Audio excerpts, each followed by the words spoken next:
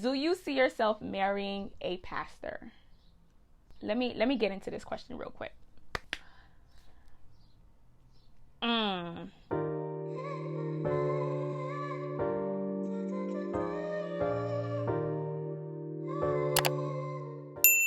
Hey you guys, welcome back to my channel. If you're new, welcome. My name is Deborah.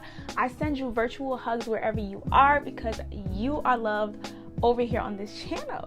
So I know it's been a while since I've been in this setup, but today I am bringing you guys a Q&A video. I think this is my third Q&A video on my channel, if I'm not mistaken. So definitely go ahead and check out those two videos. They will be linked down below. I feel like once a year I give you guys a Q&A video.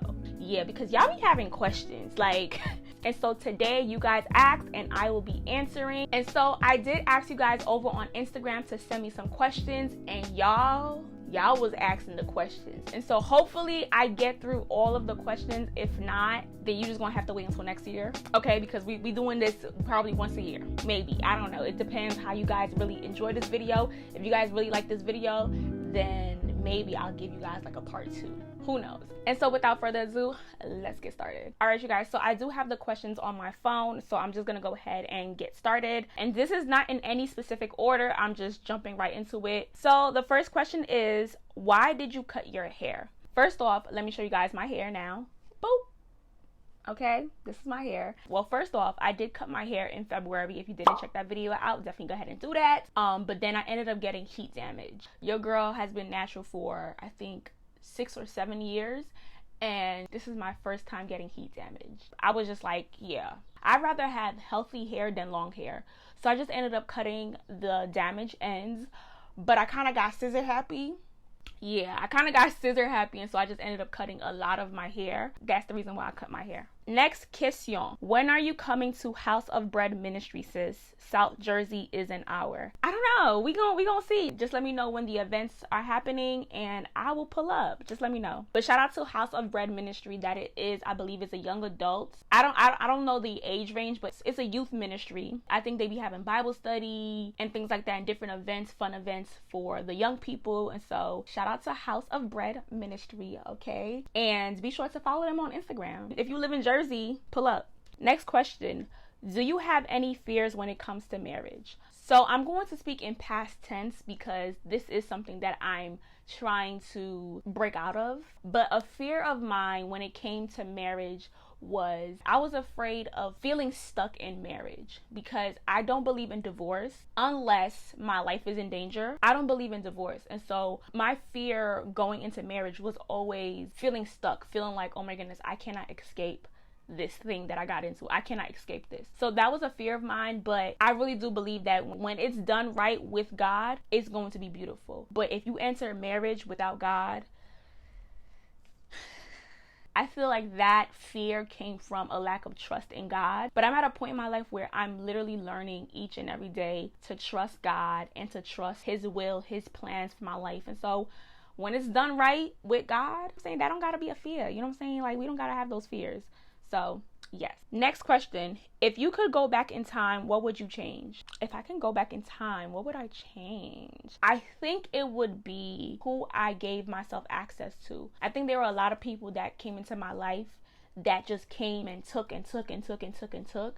And it really broke me. But then again, I am grateful that I went through those experiences because now I know better. But I would never want to go through that pain and that hurt again. It's like, you don't deserve to know me. I just feel like there are some people that I allowed them to get close to me. And I opened up and I shared a lot of things. And I think that's one of the things that if I can change, I would definitely change who I gave myself access to.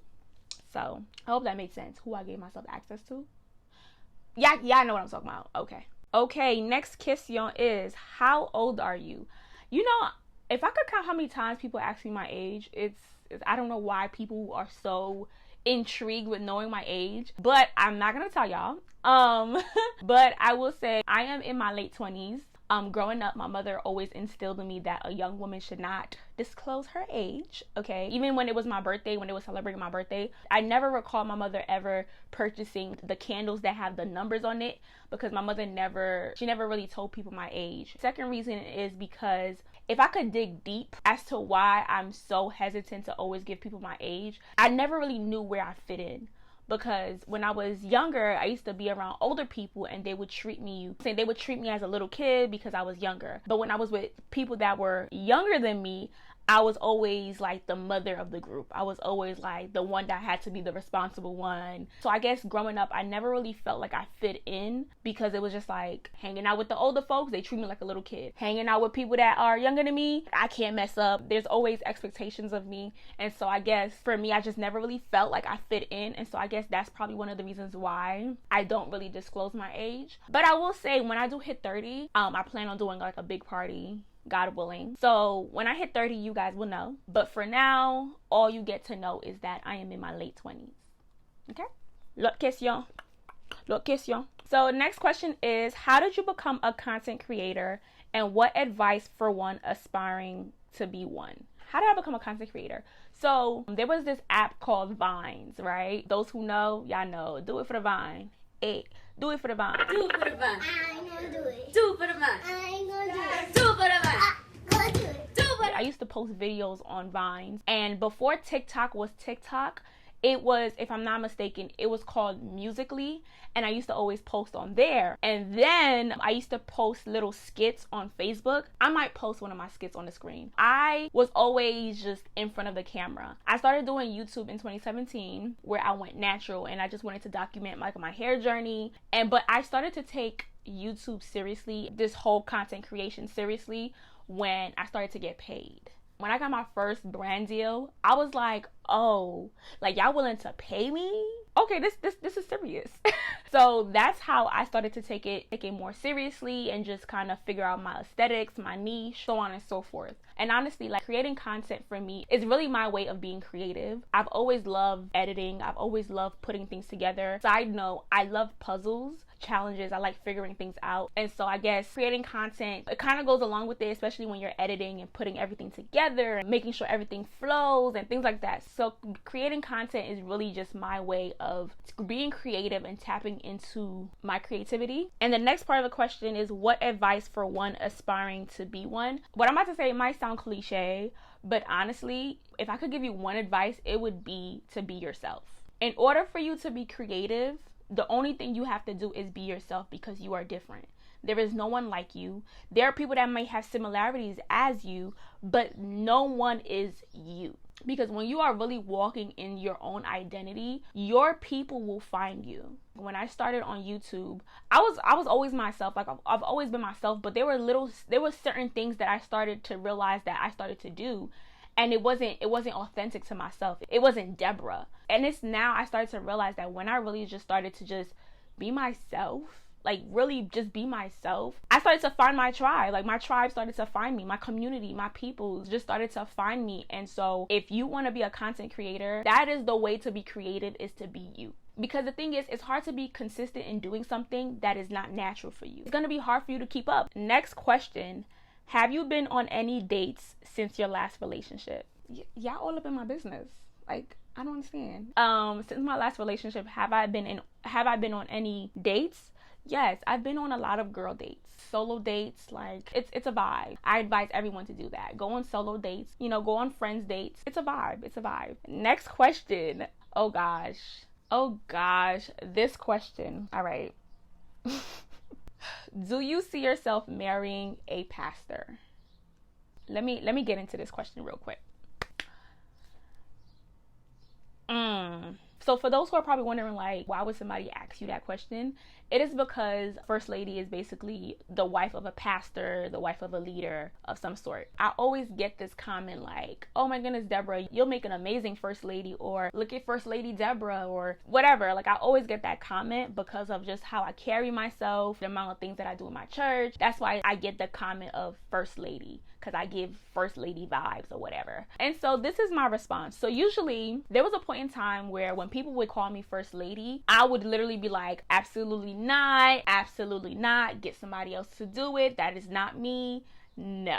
It's interesting how we say, Lord, let your will be done, but it's like it comes with terms. Oh yeah, let your will be done only if it's in alignment with what I want. And this is why I say that I'm really on a journey of trusting God daily, because if he intends for me to be a first lady, then he will supply me with the grace to be able to walk in that calling. And so my response to this question, do I see myself being, do I see myself marrying a pastor? I'm not going to say no, but I'm not going to say yes. This is my response. If it's God's will, then it's God's will. Next question. Would you start a couples channel? There was a point in time where I wanted to start a couples channel, and I was even thinking about like, oh my goodness, like it would be cool because like my YouTube channel now is called He Lives in Me. And then like if I start a couples channel, it would be He Lives in Us. Oh my gosh, I'm so corny, but I love it. I love being corny. There was a point in time where I wanted starting a couples channel, but now I don't think I would do that. I don't know how I'm gonna feel when that person comes into my life and, you know, the ideas and plans that we will have. But Deborah, right now, I don't see myself starting a couples channel because I've watched a lot of couples channels. A lot of the times it becomes so gimmicky and it's just all about like the content. And I just don't want my relationship to be like that. And I wouldn't want people to think like they know my relationship, like they know what's going on in my house. I just wouldn't want us to do things for the camera. Wouldn't want our relationship to be based off of like, oh yeah, like we're making money from this, so like we gotta do this. We gotta, you know, I don't know. I don't want it to become like a business thing. Like I wouldn't want that. And also too, like YouTube is my thing. So if my husband is not into YouTube, then he's not into YouTube. Then I'm not gonna force him to like start a YouTube channel with me just because we're together now. Like, no. Next question. What's your top 3 favorite shows? Ooh, my top 3 favorite shows. To narrow it down to 3, comment down below if this is your favorite show as well. So the first one would have to be, if you know, you know, Grey's Anatomy. That's my show. And everyone that keeps talking about they want the show to end need to sit down, okay? That's one of my favorite shows. Grey's Anatomy, Different World. It's a different world. Is that the thing from where you come from? Anyways, Different World. And the last one, I'm gonna say Prison Break. Grey's Anatomy, Different World, and Prison Break. Those would have to be my 3 favorite shows. There's other shows that I really enjoy, but those would have to be the top 3. Okay, next question. How did you learn to do hair, nails, makeup? You really do it all, and I love that about you. Aww. Y'all need to stop. But thank you. Yes, y'all, I did my own nails, as you guys can see. Your girl did her own nails. Yes. But how did I learn to do all of this? Literally YouTube University, TikTok University. Not to toot my own horn, but I kind of pick up on things pretty quick. Like I learn how to do things pretty quickly, especially if I'm interested in it. I love everything beauty related, so like I guess like that's the girly side of me. I will say like something that also pushed me to learn how to do these things myself is I've come to realize that I'm very picky and I like things a certain way, and also too I work hard for my money, so I like things a certain way. I'm not gonna be rude to you, I ain't gonna be disrespectful to you, but I like things a certain way, especially if I'm paying you. I just got tired of just paying people to do something that I don't like. I just learned how to do it myself, and bada bing, bada boom. I'm happy, and I'm okay with that. I turn off my AC, and I'm getting hot. Next question is, would you say you have trust issues? If so, how are you working through that? Do I have trust issues? I do have trust issues. But then again, I'm like, do I really have trust issues? Or is it just that I've been through certain things, I've experienced certain things, and so now I know better, so I move better? Because I feel like I trust people to a certain extent. I will say I think there's certain things that I just don't trust people with, certain information about myself that I don't trust people with. And so how am I working through it? I think it's literally like a leap of faith. I give people the benefit of the doubt, and so if you break my trust, then I adjust and I move accordingly. But also I use godly wisdom to be able to discern what I should say and how I should move. Next question. What's your favorite Bible verse? I don't think I have a favorite Bible verse, honestly. I think a Bible verse that I constantly reference would be Jeremiah 48 verse 10, the very few lines in the beginning, which says, "Cursed is the one who does the work of the Lord negligently." For those who don't know, like I've mentioned this before, where I have a lot of responsibilities in my church. There are times where the spirit is willing, but the flesh is weak. And there's times where I'm just like, man, I don't even feel like doing nothing. Man, I ain't gonna do this. I ain't gonna do that. But when the Holy Spirit draws out this verse in my spirit, it's a constant reminder that I cannot play with the work of the kingdom. Everybody else may do whatever they doing, but Deborah, don't play. Next question. Do you think your relationship with God grew more throughout your healing journey? Oh my gosh. What? Yes, yes, yes, yes. My relationship with God has grown so much since I embarked on this healing journey. It felt like literally I was pushed in the corner to have to trust God. My faith in God, like literally he hears the cries of his children. I think that would have to be my favorite verse, my favorite Bible verse, is that he hears the cries of his children. Because y'all, like it's like I don't even know where to start. God has proven to me why I should trust him. Like, yeah, my relationship with God definitely has grown so much. Like, if I didn't run to God, I'm not talking about walking. If I did not run to God, I don't know how I would have been. Like, y'all, like when I say that I literally cannot do life without God, I refuse. I refuse to do life without God. I felt like I was at my lowest point, and it's constantly that reminder of where I was and where I don't ever want to go back to. And because of that, I'm just like, I refuse to do life without God. Next question. What do you like about being single? That's if you are single. LOL. So it's giving very much, you want to know if I am single. But I am indeed single. One of the things that I really am enjoying in my singleness, really my time alone. I was really someone who was very dependent on having people around me. But now I love my own company. Like, I love being around myself. Like, I'm a vibe.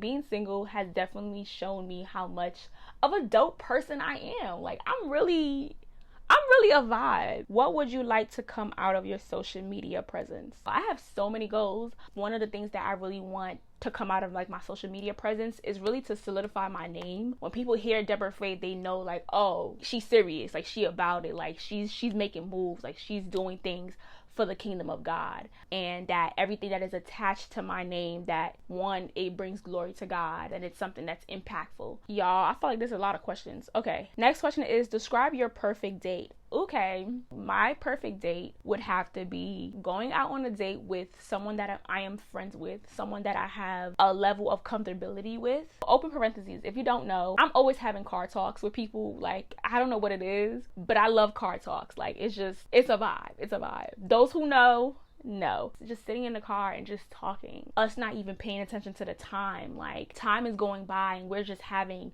meaningful conversations, just very much intentional and present.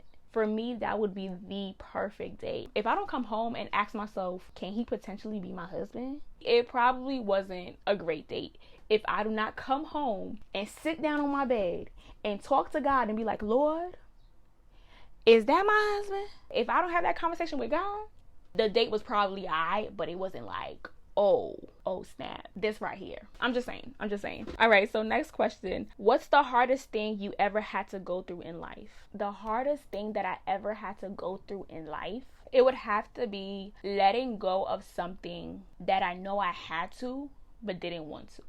That was one of the hardest things that I had to go through in my life. Just for context, I was in a relationship with someone, and that person became an idol for me. They came first before God, basically. And whatever comes first before God, it is an idol in your life. And so there would be times where, like, as soon as that person would call me, I could be reading my Bible. I would close my Bible, throw it somewhere, and we on the phone. And I remember I was watching a sermon. I'm pretty sure it was Michael Todd. And he was like, what are you willing to sacrifice to save your relationship with God? I was just like, I have to end this relationship, because if I don't, then it's not gonna work. And I remember telling the person that, I was like, listen, I love you with everything in me, but I have to let go of you, because if I don't, we are not gonna work. Like, I have to love God more than I love you in order for this to work. That was a really tough decision for me, because it was just like, I really didn't want to let go of that person, but I knew I had to. And let me just say this, whatever you are willing to lose for Christ, you gain at the end. Remember that. But you guys, this is the end of the video. Thank you guys so much for watching. I thank those who submitted the questions. Thank you guys so much for participating. And if you guys have more questions, definitely go ahead and follow me on Instagram, and you guys can send me your questions in my DMs, or you can comment down some questions that you guys would like for me to answer, and maybe I'll do another Q&A video. We'll see, who knows, God willing. But thank you guys so much for watching this video. Definitely be sure to catch me on my vlog. And of course, I thank God for allowing you guys to watch this video, because today was not promised, but it was all given by God, and I thank God for that. And I hope you guys have a good morning, good afternoon, good evening, good night, whenever time you are watching this video. Have a blessed day, and until next time, God willing, peace. Got his name in my bio because it's love, not religion. They see me always rejoicing, that's why they call me a Christian.